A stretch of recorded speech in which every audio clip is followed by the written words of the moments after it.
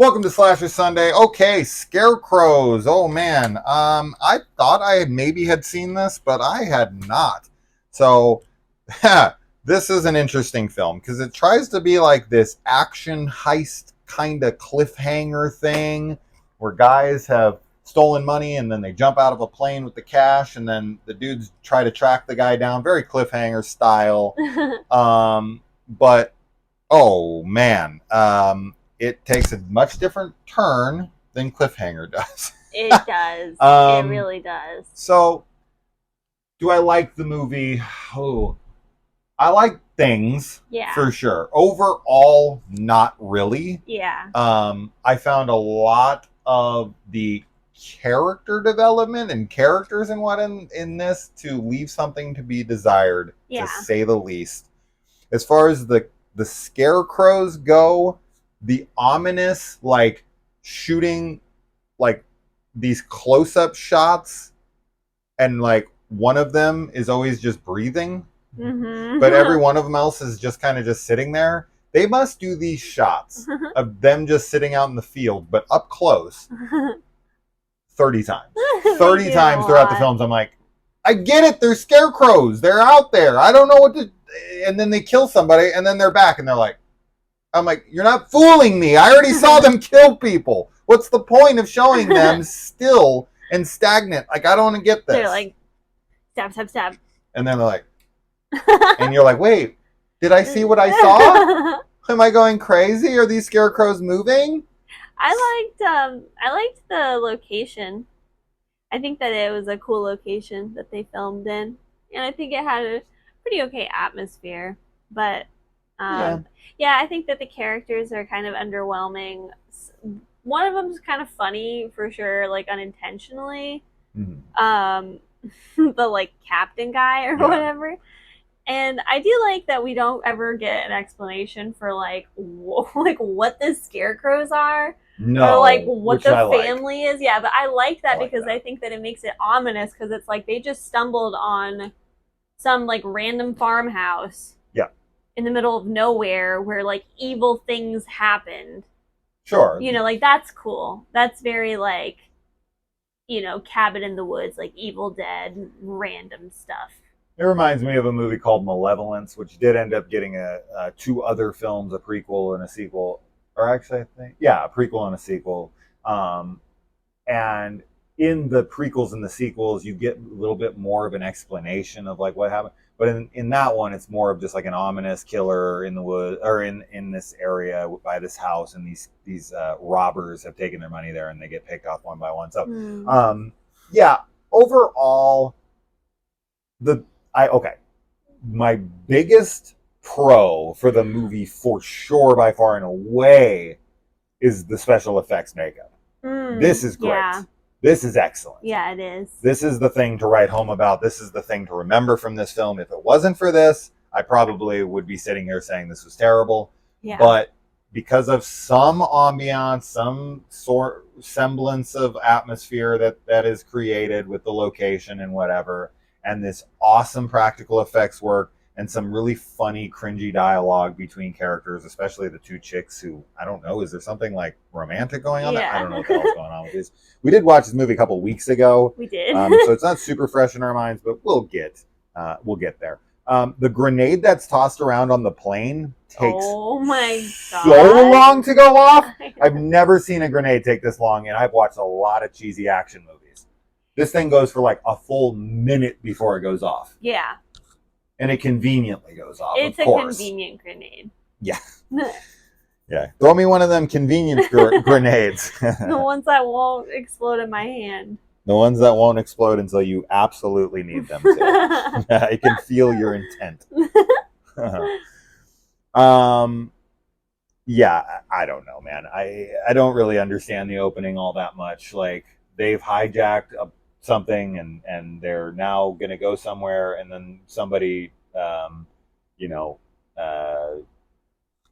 deceives them, and well, it's like they were there's deception happening. One thing is that there's a dog in this movie. Yeah, I do not like how it ends for this dog. I'll say that much.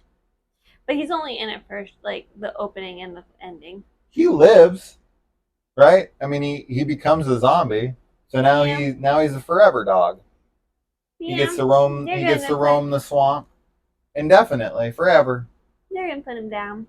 Nah, probably. There's no one out there. He's got the Scarecrow. Oh, he's like one of the Scarecrows now, though. He's part of the family. Every time they see him, yeah. Right? Yeah. He had an okay fate.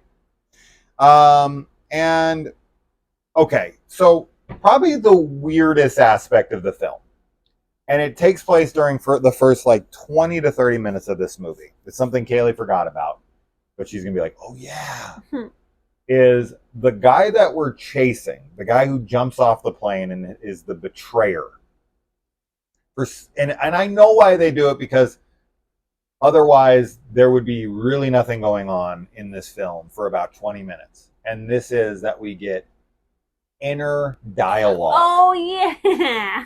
From this guy as he's weird. Like trying to find a place. Oh, I hated that. It was so weird. It's so off-putting. Yeah. I don't know. I feel like inner dialogue, like that only works when the entire film is narrated from, like one character. Like we're only with the one character and we're getting their internal thoughts. Yeah, Red from Shawshank Redemption. Yeah, that works fine. Sure. But when it's just like one random character that you're hearing an inner, it's so weird because like, I don't know. I don't like it. Super off-putting. I agree. Really off-putting. You can't. Why did they do that? Why was that a decision? You can't just have random dialogue, internal dialogue in a character for like the first 20 minutes of your movie and then just kill them and then you don't have any more. That's super bizarre. Because when you hear inner dialogue, typically, now there can be moments for it, right? Like in a comedy or anything. There can be moments, and even in an action movie or something, but for the most part, it's usually in comedies where somebody's sitting there and they're in an awkward situation and they're like, maybe I should say something. Right? That kind of stuff. You can have those scenes where they have inner dialogue, like Better Off Dead, when he's talking to himself a bunch in his head. I love that shit. What else does it all the time for multiple characters is anime. Sure. Every anime. You hear like inner dialogue from like Demon Slayer. I know. When there's like literally constantly 1 second that's supposed to be passing, a guy's like sliding a sword towards their head, and they're like, "Oh no, how could I be so foolish to let him sneak up on me?" And then they have a flashback. Maybe I should do this and think about my past for the next 17 minutes. And the sword's only here by the time he's done telling a 10-minute story, and then he still has time to be like, "I should probably switch to Dragon Breath. Form 6. Yeah, no, 100%. It's so good. Yeah, I hate it. They slow down time. If I could slow down time. That's not the lyrics, but it worked for this. Slow down time. Okay, so our bald friend here in this, he not only jumps out of a plane with a cigar in his mouth, but he also lands with the cigar in his mouth still lit. This is a badass. Okay? This is a total badass move here. Ridiculous. Not possible in the slightest. But in a movie like this, why not? Why the heck not? Yeah. Why the hell is the team that's chasing after their betrayer walking so slow? I don't know. Oh my God. I don't know. Yeah. And this movie definitely is trying to ape off of Predator to a degree. Okay, I'm glad you said that because I was getting Predator vibes. Okay. Which I didn't. What did you like more, this or Predator? I didn't like those vibes though. Like I don't like. I know, but which film do you like better? Predator, I guess. God, I hope so. I was about to be like. It was so loud. It was loud. Never take it off again. I'm sorry.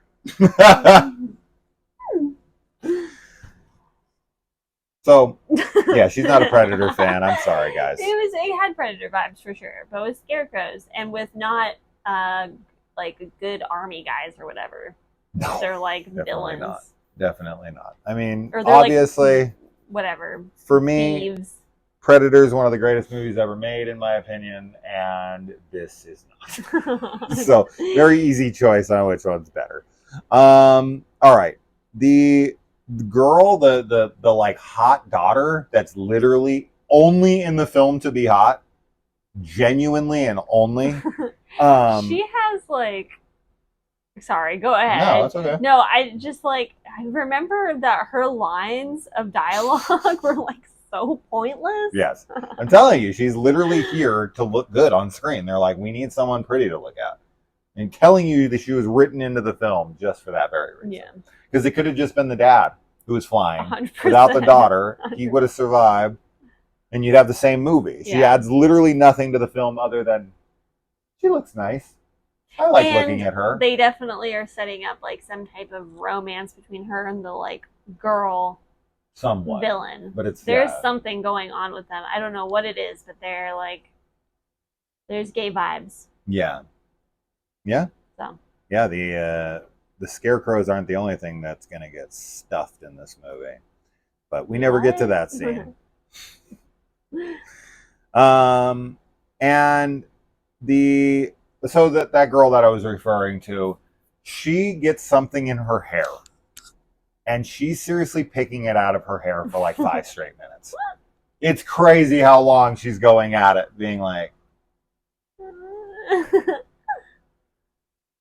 It's so long. I'm like, director's like, just stay busy. Like, make it realistic. Be busy. Man, if you got a bunch of crap in your hair, it would take a long time, right? Let's film all of it. Oh my god.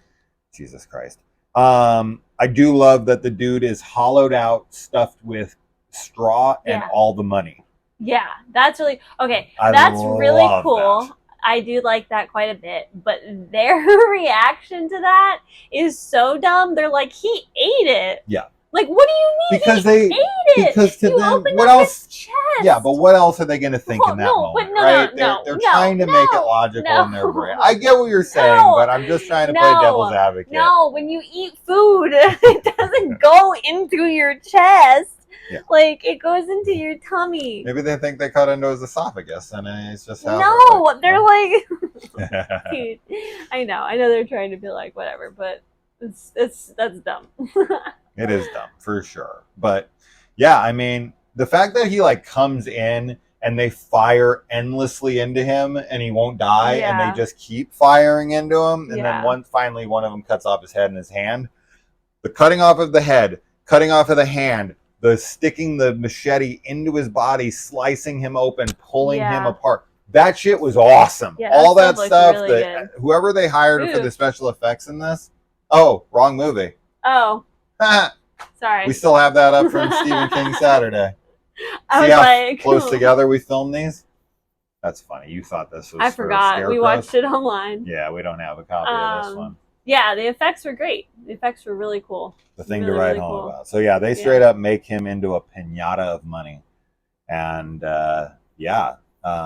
would it even be like usable, covered in blood like that? Would you bring like 20s covered in blood, like even if they were washed off into a joint and try to like buy stuff? No. Here's my blood money. Yeah, literally. Literally.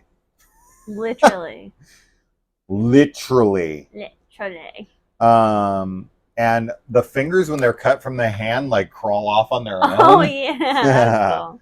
That was crazy. And the dad's like calling out to his daughter, and then they find him like a scarecrow. Yeah, that was cool. I liked that. And in these kind of scenarios, I do like these criminals that are dealing with this kind of stuff, because in this scenario, they can't call for help. Yeah. Right. So that is one part of these kinds of movies where you have the criminals who can't go to 911. Right. The cops are looking for them. They're not going to tell them where they're at. So they are kind of, on their own. Yeah. It's a good setup. Yeah. But it also makes them less, relatable. Right. Unless of course they go that route of every action movie of the 80s where the guy was wrongly convicted. And you're supposed to be he's a criminal to the establishment, but he's a hero to everyone else. Yep. Yeah. I will tell you 100% when the guy is playing the harmonica in this, he is definitely not actually playing the harmonica. He just blows into one hole and he's like,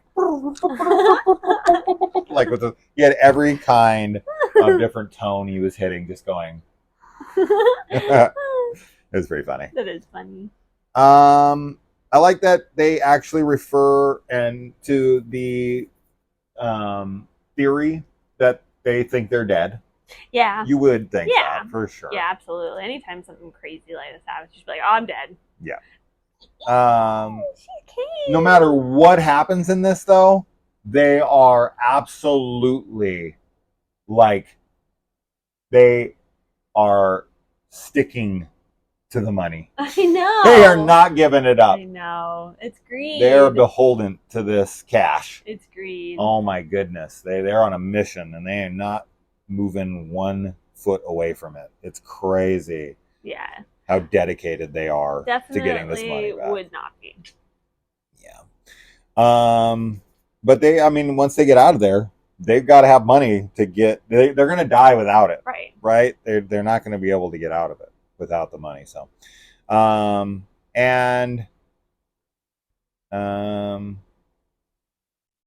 they are surprised he killed one. I don't know. Maybe they kill a scarecrow and they're like all surprised. I don't remember that. When the plane's flying, for some reason, I think it's to do with geography or something. I don't really honestly know, but the image of the plane, you can see clear as day. All the letters on the side of the plane are reversed. So they reversed the image for whatever reason. I don't know why the plane can't be flying this way versus this way. Like, I don't really care it's geography. If I literally wouldn't be able to tell. They were flying this way, so now the next scene they have to be flying this way. It's like, just say it's the other side of the plane. Like, why'd you flip it? Yeah. But it is. It's supposed to be a geography of the flight. But in this movie, like, I give a shit. Right. I noticed the backwards lettering immediately. Yeah. The chick, the hot chick, she saves the bald dude. The night vision goggles on the skinned face is cool. The image that got us to watch this movie. It is. Yeah, it is. It's great. It looks awesome. Mm-hmm. I like that it's like, like they're the scarecrows, like that they are scarecrows now or something, or it's like whatever is animating them is using the voices as well, because he's like, but it almost feels like it is him, because he's like, how are we going to get to Mexico now, or like whatever, like he's directly referencing, like their plan. It's creepy. So if memory serves, 2 grenades go off on this plane. Yeah. In the beginning, convenience grenade goes off. Yeah. Somehow doesn't blow this plane up, doesn't at least create some kind of a hole in it that would bring the plane down. And then secondly, a scarecrow's on board and they blow that up with a grenade as well inside the ship. So for some reason, the grenades don't affect the plane. Or does the bald guy grab him? I can't remember now, but I know that like the bald guy dies. Yes. Protecting her after she protects him. Yeah. Does he like grab him and they jump off and blow up together? I don't think so. I thought they blew up in the plane together. I thought it was in the plane too. I thought it was in the plane too. If that's the case, dude, this plane took 2 grenades and it's fine.